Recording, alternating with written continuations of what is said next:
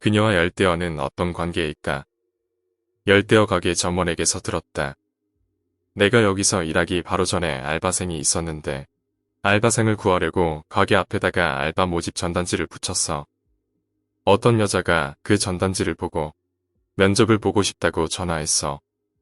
저번에 뽑았던 알바생이 그만둬서 그렇게 된 거지. 면접도 보기 전이었는데 그 여자의 목소리에서 좋은 인상을 받았어. 그리고 면접 보던 날 점장이 예상한 대로 인상 좋은 여자가 찾아왔어. 그 여자를 K라고 할게. K는 근처 대학에 다니는 18살의 여자아이였어. 열대어를 좋아해서 집에도 기르고 이 가게에도 온 적이 있다고 말했어. 확실히 익숙한 얼굴이었어.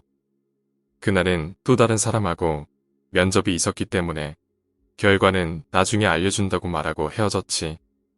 그렇게 말하긴 했지만 점장 마음속에는 이미 결정을 내린 뒤였고, 그리고 한 이틀 정도 지나서 점장이 K에게 채용되었다고 연락을 넣었어. 그리고 그 다음 주부터 K가 알바를 시작했어. 주말 포함해서 주 5일 K는 완벽하게 일을 해냈어. 수조 청소, 먹이 주기는 물론 품종에 대해서는 점장보다 더 자세히 알 정도였으니까. 고객들이 어떤 물고기 있습니까? 라고 물으면 곧바로 대답할 것 같은 포스를 풍겼지. 점장도 거의 가르칠 일도 없어서 좋은 사람을 채용했다고 웃으면서 말하더군. 그렇게 한 달 정도 지났을까? 그때부터 K가 조금 이상해지기 시작했어. 지각도 눈에 띄게 늘어나고 가게에 와서도 마음이 다른 곳에 가 있는 모습이랄까. 그냥 멍한 채로 있었어.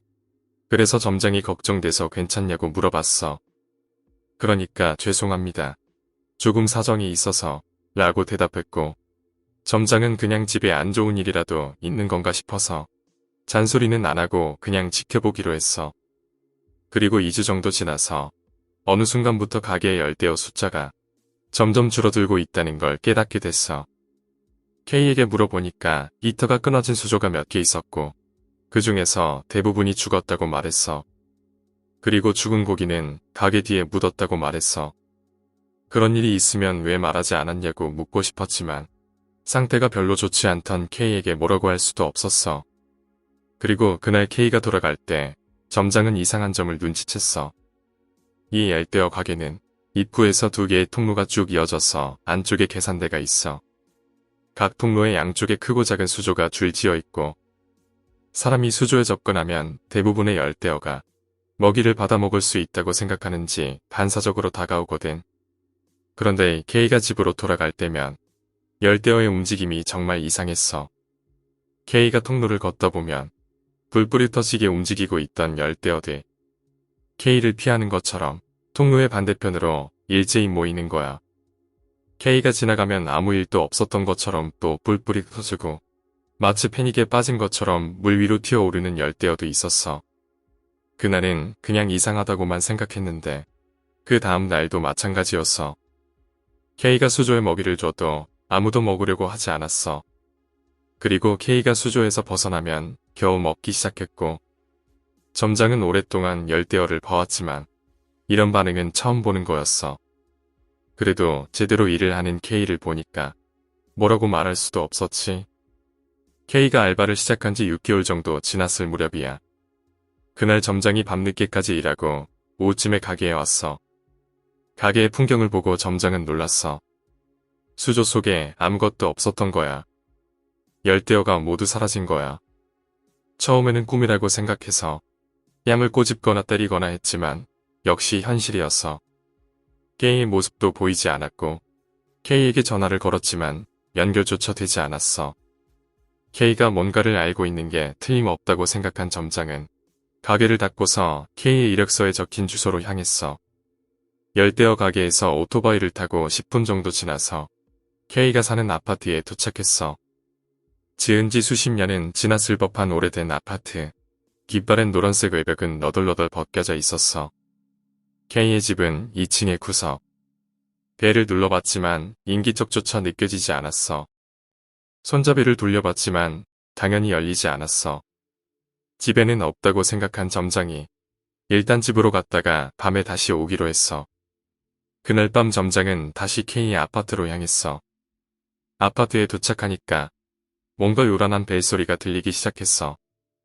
몇몇 사람들이 K의 집 앞에서 소리를 지르면서 벨을 누르고 있었어.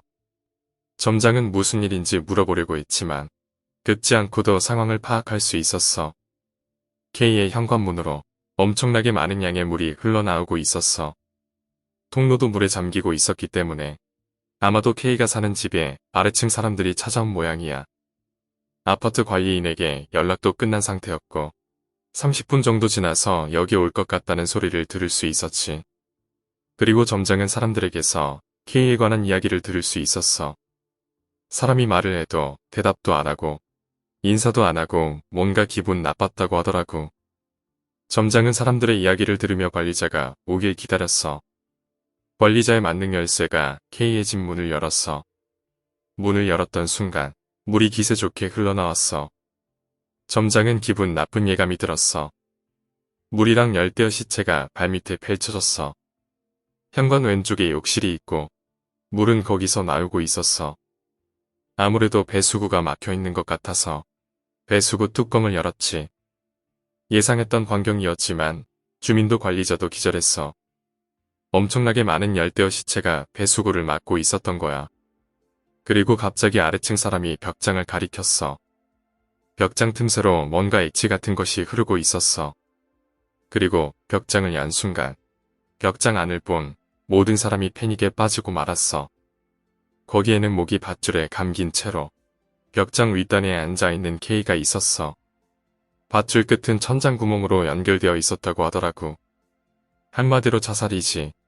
K의 입에는 많은 양의 열대어가 가득 차 있었어. 벽장 틈새로 나오던 액체는 K가 실금한 흔적이었고 관리인은 경찰에 신고를 했고 주민과 점장은 그저 멍하니 지켜볼 수밖에 없었지. 여기부터는 어디까지나 내 추측이지만 그때 면접 볼 때 K가 열대어를 좋아한다고 말한 이유가 바로 이것 때문이 아닐까? 열대어를 먹는 걸 좋아하는 것 같아. 열대어가 죽었을 때 가게 뒤에 묻었다고 말했거든. 그래서 내가 직접 가서 확인해봤어. 근데 아무리 흙을 파도 아무것도 없었어. 자살할 때도 입에 열대어가 가득 들어있었는데 혹시 살아있는 열대어를 그대로 먹은 것일까? 점장에게 이것저것 물어보자 점장이 한숨을 쉬면서 말했어. K가 오고 있어 라고 말했고 나는 점장이 손으로 가리키는 곳을 봤어.